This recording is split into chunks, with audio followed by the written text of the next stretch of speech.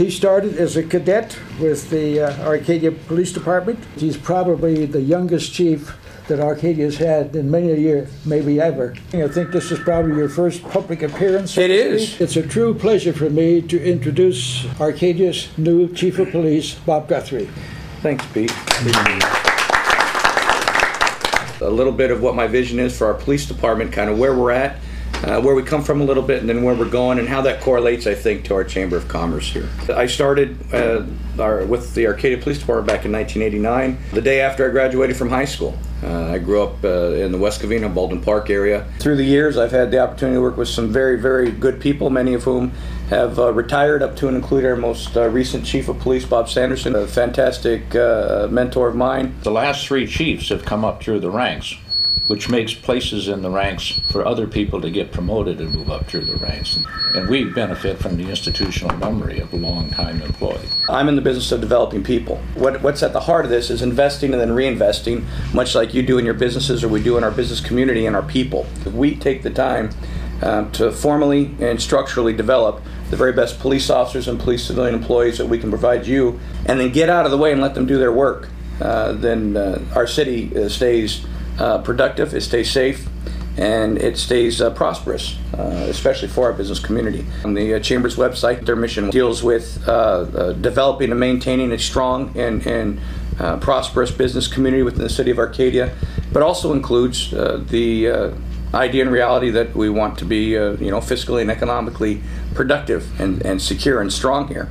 And that's real important, because that's where I believe our vision within the police department connects with what your mission is here, and connects with our business owners in town. If we provide the very best police officers and police employees to provide the very best service for you, then what will happen is that we will continue to be a city where people want to come and they spend their money in our businesses.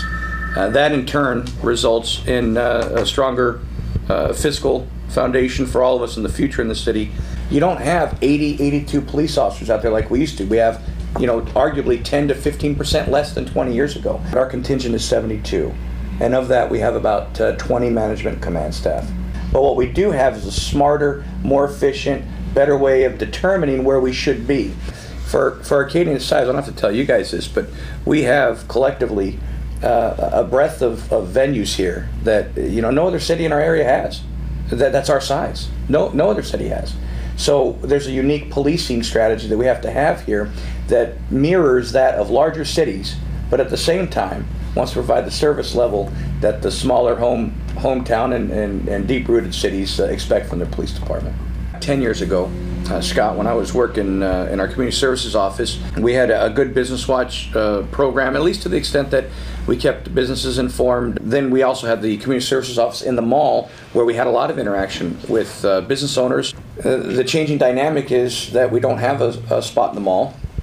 It's something I'd like to at least entertain in the future, if at all possible. It certainly was a great resource in the past. And then as far as our business watch program goes, what that's been replaced more contemporarily with technology is a social media outreach that isn't just compartmentalized into businesses and residents or neighborhood watch. And as we know, we had DARE, and we still have a school resource officer over at the Arcadia High School. At one point we had 2 of them in the city. We're down to 1. As we become leaner, meaner, and more streamlined in what we do because of the economy especially, the resources get minimized, but yet the demand for the service is the same or greater. Mm-hmm. So how do you reach more people more quickly, more efficiently, more effectively, no matter what their demographic? And it really is, our social media outreach program, which is, again, run at our detective bureau, that Sergeant Tom Levesque runs, that reaches not just your citizens, but your business owners and everything else. So what we hope is that you have the initiative whenever you feel, and the comfort in coming to us and saying, I got a question, can you answer this for me? And if you got the patience, if it's not an emergency, we definitely will get back to you as soon as possible. And through that, we gain some intelligence, we gain some information from our community in those 3 different areas: our residents, our business owners, and at times our visitors.